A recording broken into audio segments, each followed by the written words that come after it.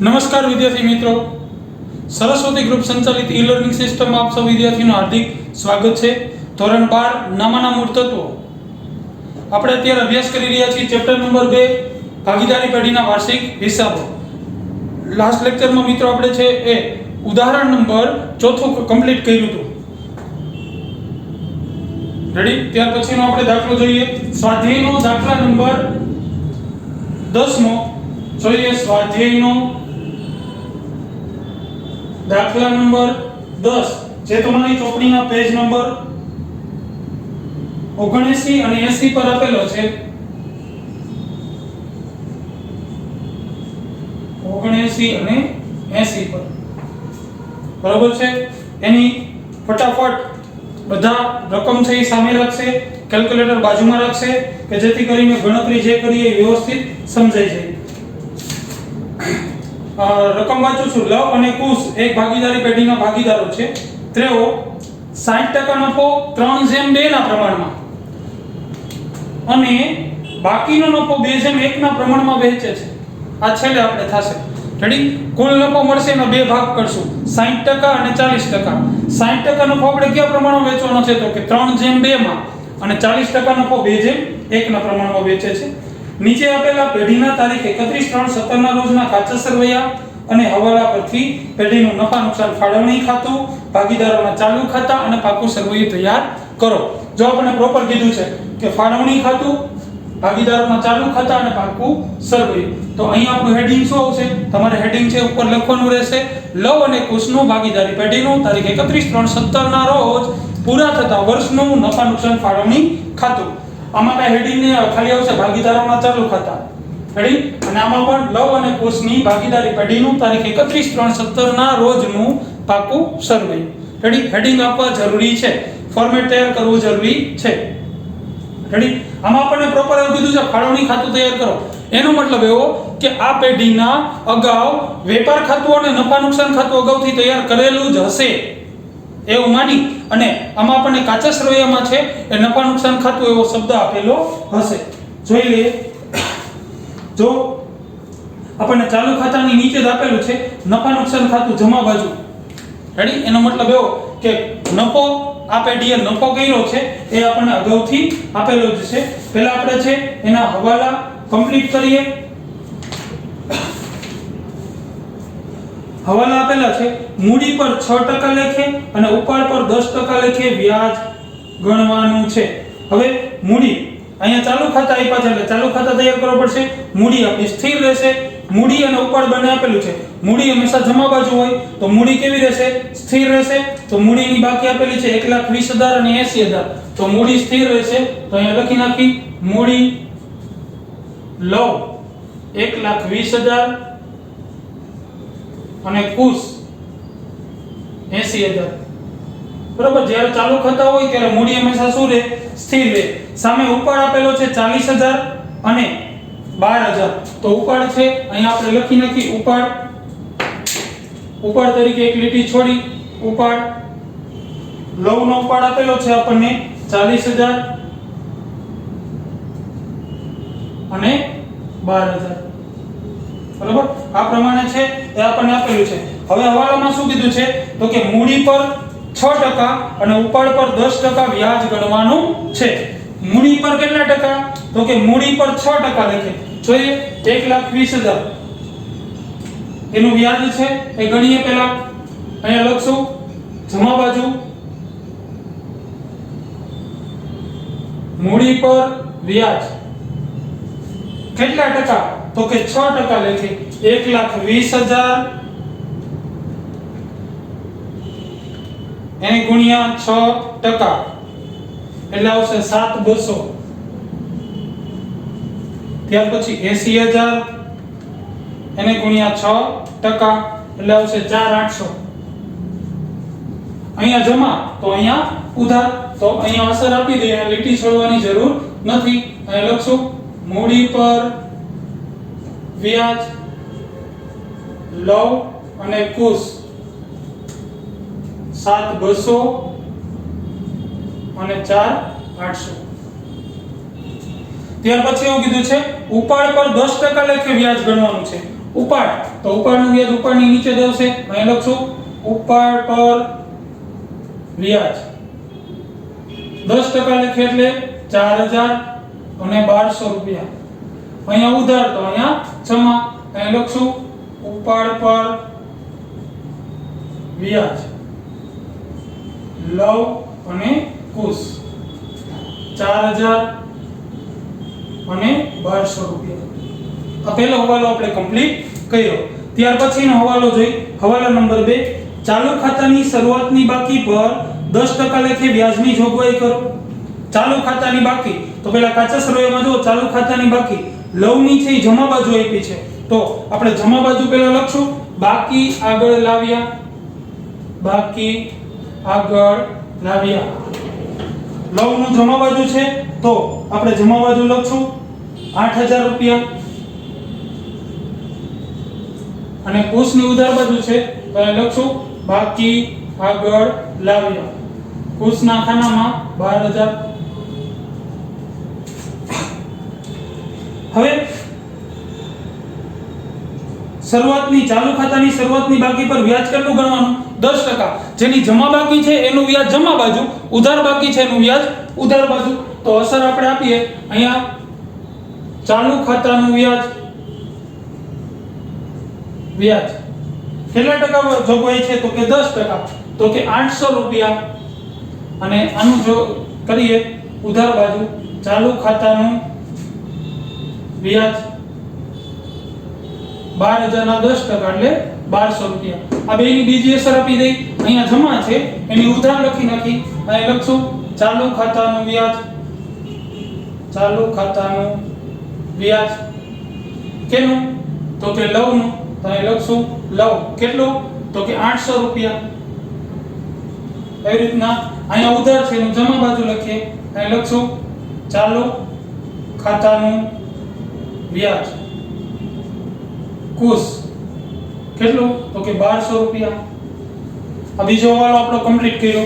ત્યાર પછી હવાલા નંબર 3, કુશને માસિક 1800 લેખે પગાર ચૂકવવાનો બાકી છે. 1800 લેખે. હવે જોઈ લેવાનું કાચા સરવૈયામાં ઉધાર બાજુ ક્યાંય કુશનો પગાર આપેલો છે જોવો જોઈએ.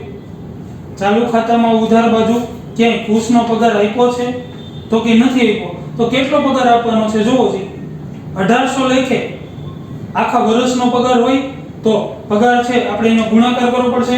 પહેલા તો અહીંયા લખી નાખશું, એને પગાર મળે છે એટલે એની મૂડીમાં વધારો થશે, તો એ લખશું પગાર કેને આપવાનો છે તો કે કુશને. તો 1800 મહિનાના 1800 લખ્યા કે વર્ષનો બાકી હશે તો કે 1800 ગુણ્યા 12 આખા વર્ષનો 21600. તો કુશના ખાનામાં લખશું 21600. રેડી? અહીંયા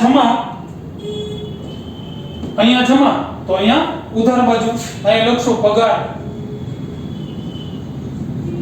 કુશ કેટલો તો કે 21600. ક્લિયર? ત્યાર પછીનો હવાલો જોઈ. ઉપરના હવાલા નાખ્યા પછી વધતા નફા પર કુશને 10% લેખે કમિશન આપવાનું છે. હવે આ હવાલો ક્યારે થશે તો કે સૌથી છેલ્લે થશે. બરાબર? જ્યારે છે એ બધા જ બાકીઓની અસર આપી દઈ, ત્યાર પછી આ બાજુનો સરવાળો કરશું, તફાવતની રકમ વધે ત્યારે. રેડી? પછી હવે જોઈએ કાચા સરવૈયાની બાકીઓ પર એકે બાકીની બાજુમાં તારીખ ટકાવારી હોય તો એ આંતરિક હવાલો છે એવું સમજીને એની નોંધ કરવાની. જોઈ લ્યો સ્ટોકમાં હવાલો ન હોય તો સ્ટોક આપેલો છે જોવો જોઈએ 31/3. તો કયો સ્ટોક હશે તો કે આખરનો સ્ટોક. તો આખરના સ્ટોકની અસર આપશું. આખર સ્ટોક કેટલો છે તો કે 72000. તો અહીંયા લખશું આખર સ્ટોક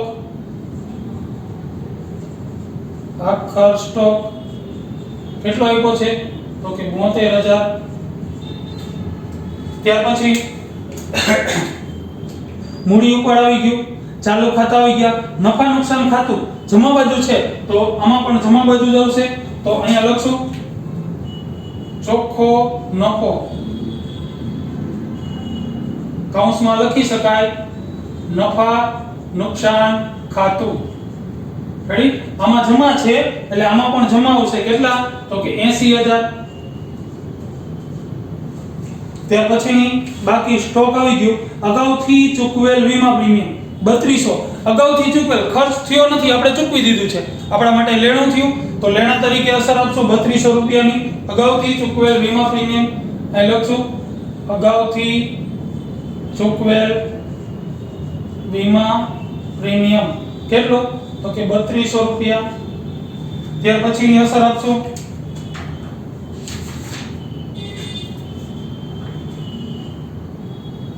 મકાન 1,60,000 જેનો કાંઈ હવાલો નથી એમના અસર આપી દેશું અહીંયા મકાન 1,60,000 રૂપિયા ત્યાર પછી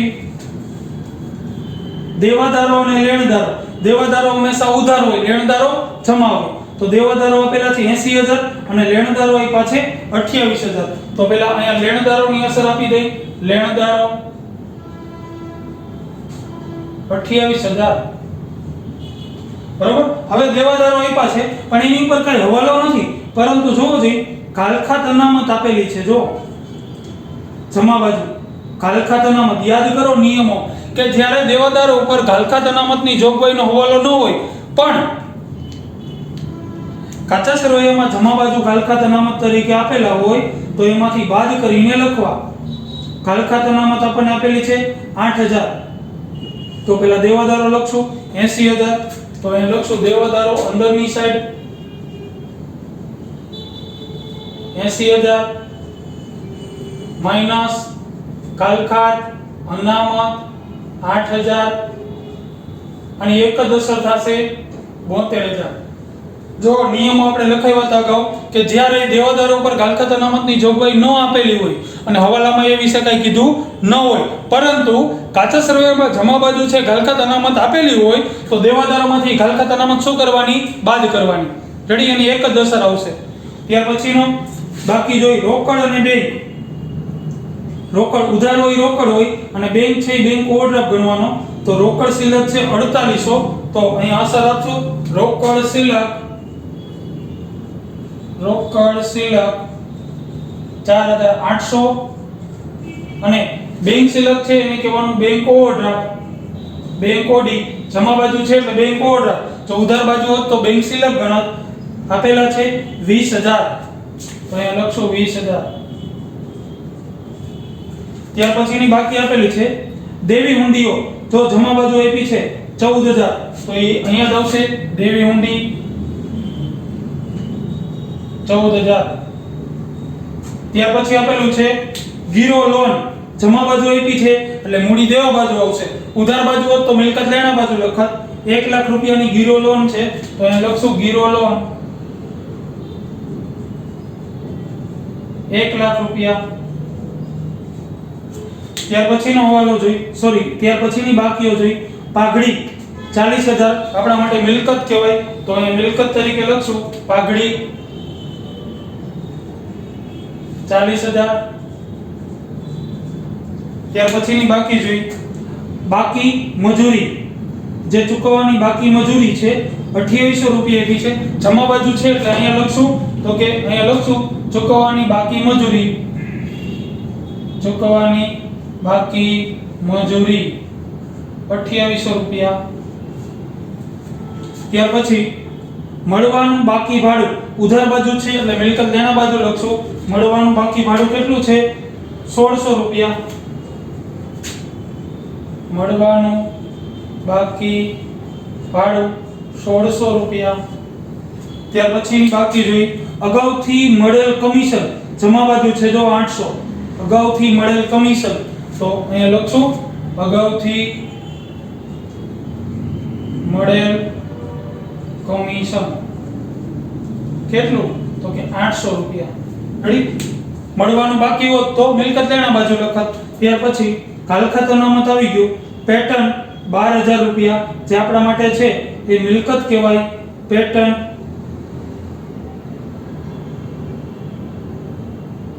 12,000 અને ફર્નિચર ઈ પણ યાદ આવશે 24,000 તો બંને લખી નાખી પેટર્ન્સ 12,000 અને ફર્નિચર કેટલું આપ્યું છે તો કે 24,000. બરાબર છે. આ પ્રમાણે છે આપણે બધા જ હવાલાની અસર છે આપણે આપી દીધી. હવે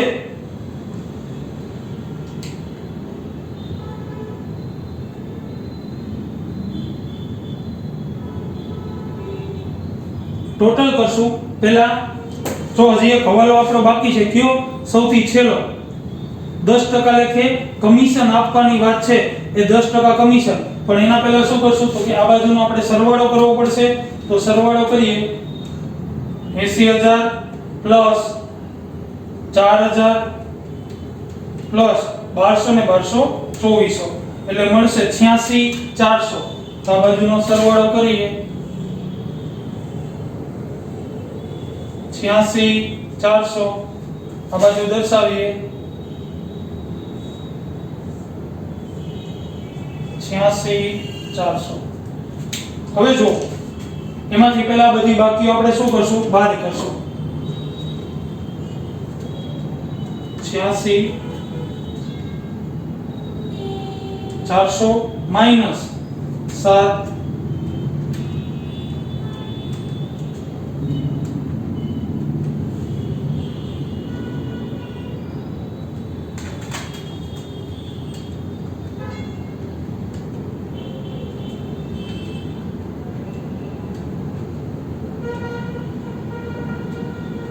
200 માઈનસ 4 800 માઈનસ 800 માઈનસ 21,600.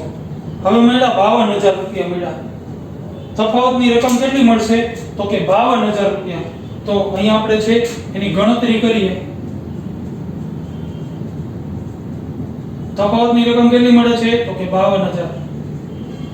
હવે જો હવાલામાં શું કીધું છે કે ઉપરના હવાલા નાખ્યા પછી વધતા નફા પર 10% લેખે વધતા નફા પર જો કમિશનની અસર એવું નથી કીધું. હવાલાની બધી અસર આપ્યા પછી ઓમાં આપણે જો હવાલો કીધો તો વેચણી પાત્ર નફો ગુણ્યા 10 છેદમાં 110 કમિશનનો દર છેદમાં 100 પ્લસ કમિશનનો દર. અહીંયા એ સૂત્રનો ઉપયોગ નહીં થાય. શું કામ? કારણ કે જો અહીંયા એમ કીધું છે કે બધા જ હવાલાની અસર નાખ્યા પછી વધતા નફા પર આ બધા જ હવાલાની બાકીની અસર આપી પછી જે નફો વધે એના 10% કરવાના. તો 52,000 છે એના 10% કરીએ એટલે 10% એટલે આવશે 5200 રૂપિયા. કમિશન કેટલું આવશે? 5200. તો આપણે છે આની એક અસર આપી દઈએ 5200 ની કમિશન. અહીંયા લખશું કમિશન કેને ચૂકવવાનું છે? હવાલામાં જોવો જોઈએ કુશને. તો કુશના ખાનામાં લખશું 5200. અહીંયા એક અસર આપી દે કમિશન કુશ કેટલું તો કે 5200 રૂપિયા. હવે કેટલા વધશે તફાવતની રકમ? જોવો જોઈએ 52,000 તફાવતની રકમ વધી હતી એમાંથી 5200 તો જાય એટલે વધ્યા કેટલા તો કે 46,800. તફાવતની રકમ વધશે 46,800. અને આપણે કહેશું વહેંચણી પાત્ર નફો જે લવ અને કુશ વચ્ચે વેચવાનો હોય. પરંતુ શરૂઆતમાં જ આપણને એમ કીધું હતું શરૂઆતમાં જ કે જે નફો છે એ વધે એમાંથી 60% નફો 3/2 ના પ્રમાણમાં અને બાકીનો એટલે કે 40% નફો 2/1 ના પ્રમાણમાં. તો પહેલા તો છે એ ગણતરી નંબર 2 આપીએ. કુલ કેટલા વધ્યા તો કે 46,800. રેડી? એના બે ભાગ કરીએ. એક 60% અને એક 40%. રેડી? તો 46,800 એને ગુણ્યા 60% એટલે મળશે 20 28 0 80 અને બાકીના 40% એટલે 16 18 720. બરોબર? આ પ્રમાણે 60% અને 40%. હવે આ 60% છે એ આપણે 3/2 ના પ્રમાણમાં વેચવાના છે. 3/2 અને આ ટકા છે એ 2/1 માં. લવ અને કુશ, તો અહીં લખી નાખી લવ કુશ અને લવ કુશ.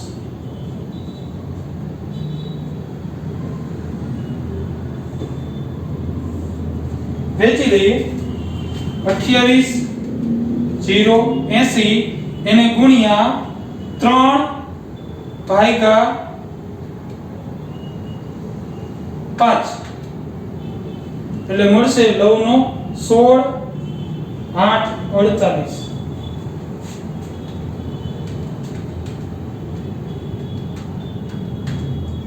પછી 28 0 80 એને ગુણ્યા 2 ભાગ્યા 5 એટલે આના મળશે 11 232.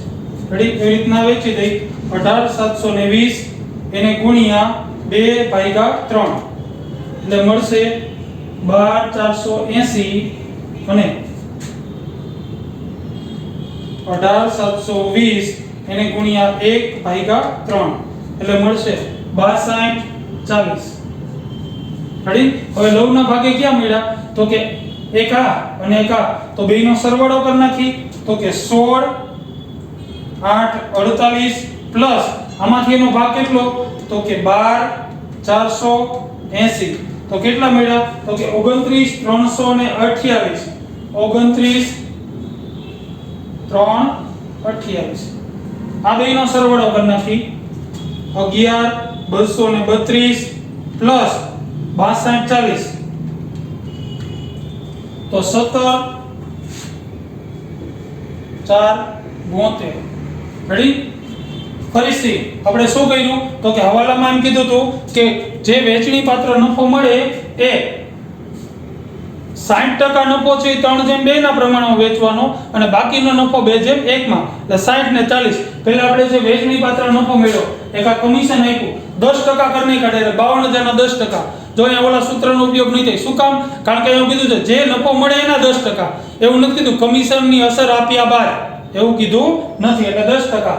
46800 વધ્યા, એના 60% કર્યા એટલે 28080. 40% કર્યા 18720. આને 3/2 ના પ્રમાણમાં વેચ્યા અને આને 2/1 ના પ્રમાણમાં વેચ્યા. હવે લવનો આ બેયનો સરવાળો કર્યો એટલે મળ્યા 29 328 અને કુશનો આ બેયનો સરવાળો કર્યો એટલે 17 4 72 મળ્યા. અહીંયા ઉધાર બાજુ, અહીંયા જમા, એની અસર આપણે આપી દઈએ.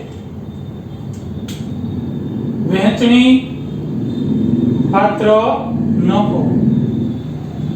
રેડી? 29 328 અને 17 4 72. હવે જોઈ લેવાનું કઈ બાજુનો સરવાળો છે એ વધુ છે, કારણ કે ચાલુ ખાતામાં કોઈ પણ બાજુ છે એ સરવાળો વધુ આવી શકે. જોઈ લેવાનું. જોવો જોઈએ. અહીંયા 40 ને 4 44000, અહીંયા 29 8 72. એટલે બેયનો છે ઈ આ બાજુનો સરવાળો વધુ હશે. પહેલા આપણે સરવાળો કરીએ આ બાજુનો, તો 17 4 72 પ્લસ 5200 પ્લસ 21600 પ્લસ 4800 એટલે મળશે 49072. તો અહીં લખશું 49072. અહીંયા દર્શાવીએ 49072. એમાંથી બાદ કરીએ 12 દુને 24000 માઈનસ 24000 માઈનસ 2400 એટલે તફાવત મળશે 22672. એ રીતના બાજુનો સરવાળો કરીએ 8000 પ્લસ 7200 પ્લસ 800 પ્લસ 29 328 એટલે મળશે 45 328. આ બાજુ લખીએ 45 328. એમાંથી બાદ કરીએ માઈનસ 40 ને 4 44000 એટલે મળશે 1328. આને આપણે કહેશું બાકી આગળ લઈ ગયા. રેડી? આ પ્રમાણે છે આપણને બાકી આગળ લઈ ગયા મળ્યું. હવે અહીંયા છે એ ઉધાર બાજુ છે તો આમાં જમા, એટલે જમા બાજુ એટલે આ બાજુ. તો અહીંયા દર્શાવી દઈએ ચાલુ ખાતા લવ અને કુશ 1328 અને 22,672. હવે તો કે આ બંને બાજુનો સરવાળો કરીએ, છેલ્લે બંને બાજુનો સરવાળો છે એ સરખો મળવો જોઈએ. રેડી? તો સરવાળો કરીએ આપણે. 1,20,000 પ્લસ 80,000 એટલે 2 લાખ. તો 2 lakh plus 1328 plus 22,672 plus 2800 plus 20,000 plus 28,000 plus 14,000 plus 1 lakh plus 800 એટલે 38,9,600 એ લખશું 38,9,600 3,89,600. બરોબર છે? તો આ પ્રમાણે છે એ મૂડી દેવા બાજુનો સરવાળો એટલો મળ્યો, તો મિલકત લેણા બાજુનો સરવાળો પણ એટલો જ મળવો જોઈએ. પહેલા આપણે લખી નાખી, પછી કન્ફર્મ કરી લઈ. અહીં લખી નાખી 38,9,600. બરોબર, કન્ફર્મ કરી નાખી. 1,60,000 72,000 40,000 12,000 24,000 1800 3200 72,000 800 એટલે 38,9,600. બરાબર છે? આ પ્રમાણે છે એ બંને બાજુનો સરવાળો છે એ સરખો મળી જવો જોઈએ. 72,000 40,000 12,000 24,000 1800 3200 72,000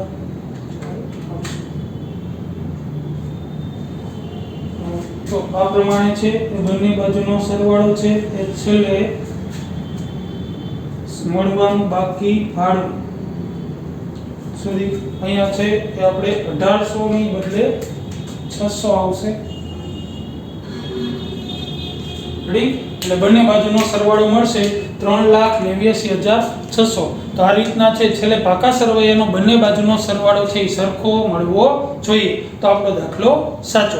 તો લાસ્ટ લેક્ચરમાં છે તમે સ્વાધ્યાયનો ઉદાહરણ નંબર 4 લખ્યો હતો, ત્યાર પછી હેડિંગ આપવાનું રહેશે. સ્વાધ્યાયનો દાખલા નંબર 10 પેજ નંબર 79 અને 80. બરોબર, આ ખાતા ડ્રો કરવાના ઉપરના હેડિંગ સહિત, પછી ખાતા ડ્રો કરી અને એન્ટ્રી આપવાની રહેશે.